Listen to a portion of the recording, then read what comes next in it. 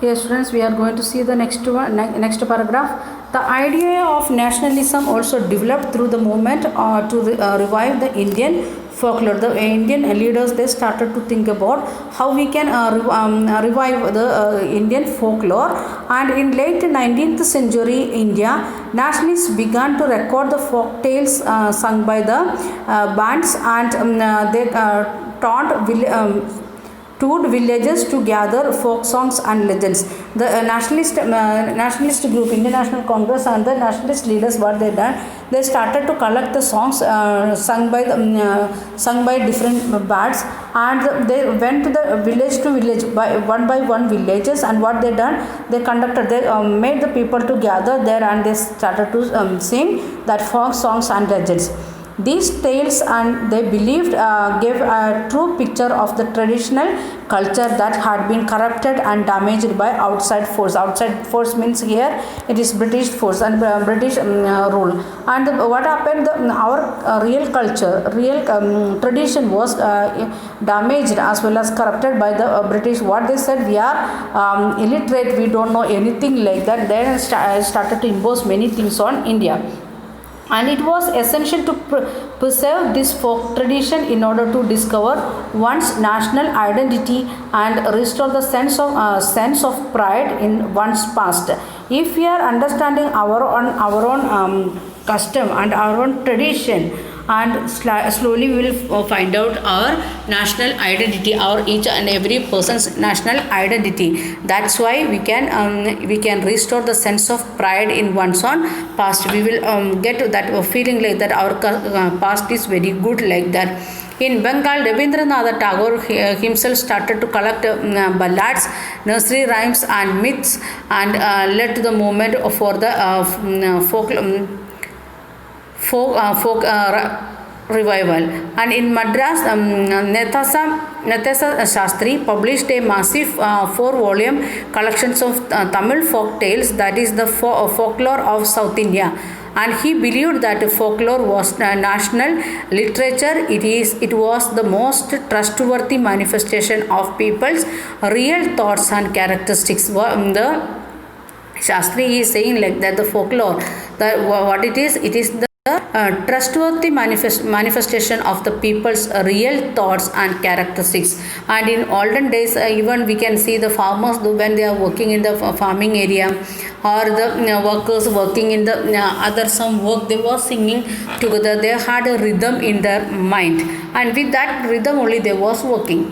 As the national movement developed, the nationalist leaders become more and more aware of such icons and symbols in identifying people and inspiring in them a feeling of nation. When the nationalist movement, it is leaders, when it is going ahead one by one year, that time they started to use, or they was aware about the use of icons and symbols to make the people to identify their own national feeling. And during the Swadeshi movement in Bengal, they started to use a tricolor flag. That color of the flag was red, green, and yellow, and they started to use where it is in Bengal, and when it was in the Swadeshi movement time.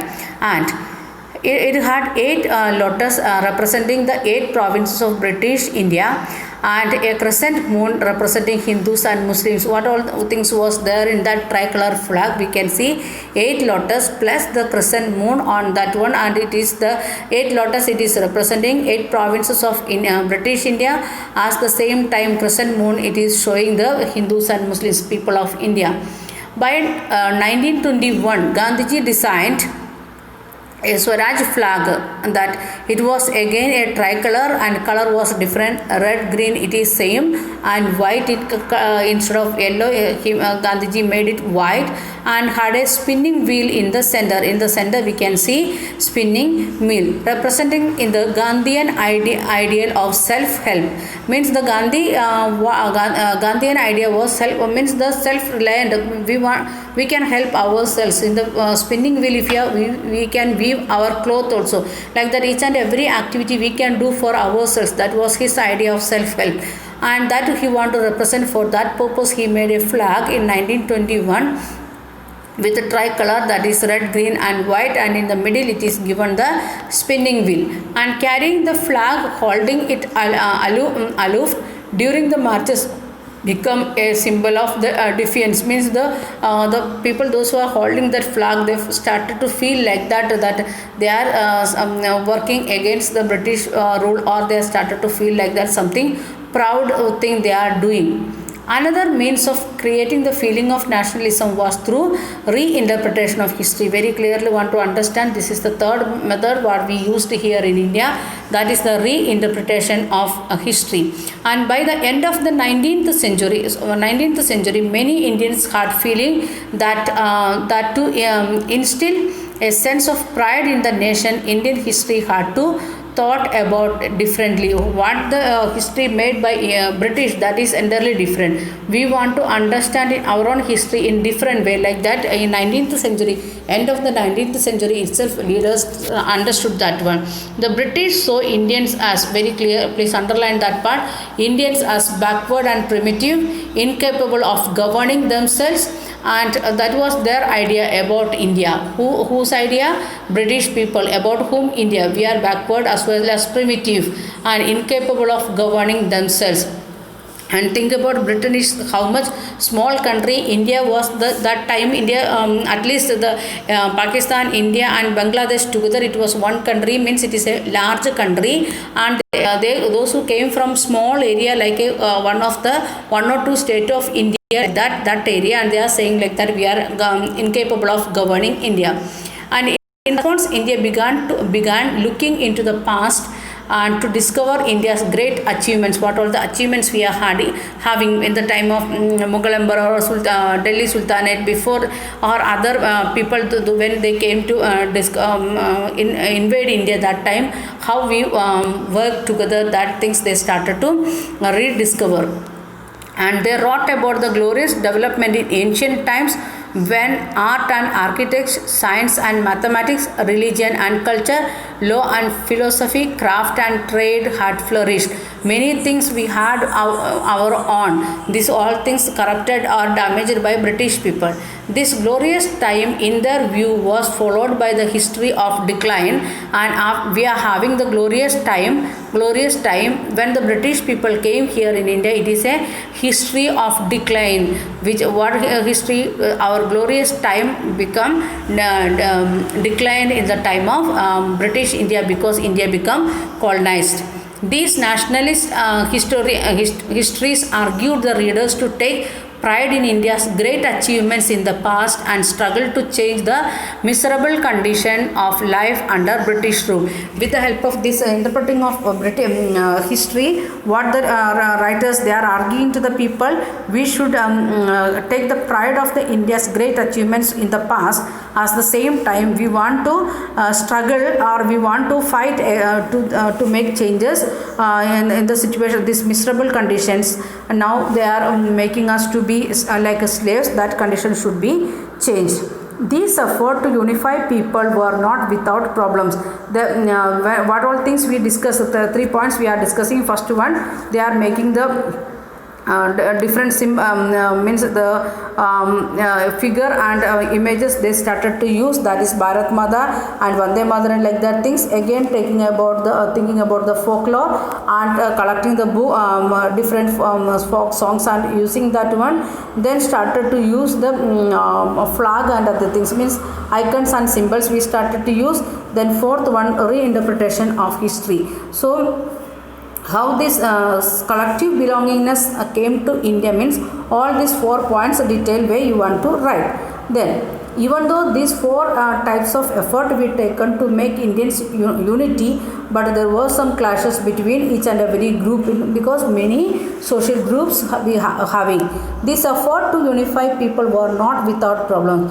When the past being glorified as Hindus, when the images celebrated were drawn from Hindu and iconography, then people of other communities felt left out. Means when we are taking the Indian history, it is maximum related to Hindu history. That's why other people of India, means Muslims or other religions, they felt like that they are alienated from the mainstream of the society, like that. And we have seen then here it is given source E. In earlier times foreign travelers in India marveled at the courage, truthfulness and modesty of the people of Aryavamsha. Now they remark mainly on the absence of those qualities. In those days Hindus would set out on conquest and hoist their flags in Tartar, China and other countries. Now a few soldiers from the tiny islands far away are loading it over to the land of India. Means what they are saying like that India was having the some qualities like that, courage, truthfulness, modesty, like that things, and that is especially about Aryavamsha. And now the British people saying like that we don't have like that any qualities, and they are we was using the flag here in the flags here in a related or religious function and different things, and that we can see in other countries also, many other countries also. Now the few of the soldiers they came here, who came here, British people or French people, they came here and they started to rule over India. And from where it is and what it is, that the name of the book and who is the writer, like that things it is given. Then we are moving to the conclusion part of the lesson. And the growing anger against the colonial government, thus bringing together various groups and classes of India into the common struggle of freedom in first half of the 19th century. When we started to use the different symbols and icons, like that time we can see the people they are coming together. The Congress under the leadership of Gandhiji tried to channel people's grievance into organized movements for independence. The different people they are coming with different problems for religious groups or caste groups, like that they are having their own some problems with other groups.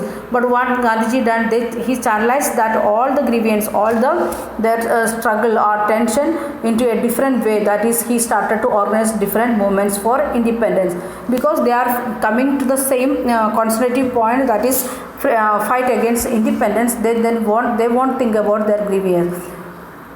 Through such movements, the nationalists tried to forge the national unity. They tried to encourage the national unity. But as we have seen, diverse groups and classes participated in the movement with varied aspiration and expectation. We have seen that when the peasants or the plantation workers or village workers or the factory owners, how they participate in different movements, that we have seen already.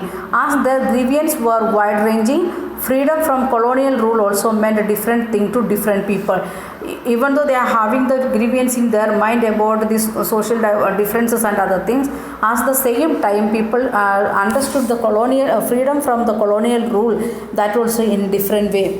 Congress continuously attempt to resolve differences and ensure that the demands of one group did not alienate another. Means the Congress, what they are attempting, they are trying to solve the differences, to resolve the differences. Instead of that, what they are making, ensure the demand of one group did not alienate another. Means if we are accepting one group's demand, another group may go away. Congress try to help to solve the demands of all the group without making any alienation. This is precisely why the unity within the movement often broke down. In between it was broke down. We have seen that in this civil disobedient movement time, when the industrialists came and joined in the National Congress, that time the workers was not ready to participate in the war. Like that things we can see, and it was going on. And today also we can see like that things here in India. And the high points of Congress activity and nationalist unity were followed as the face of disunity and the inner conflict between groups. Even though they are having stress and tension and inner conflict in the group inside the national Congress itself, but they try to keep that face of unity in front of the British rule. In other words, what was emerging as a nation with many voices wanting freedom from colonial rule. Each and every group they are asking for only one thing, that is freedom from colonial rule, even though they are asking in different voice, different languages, different culture.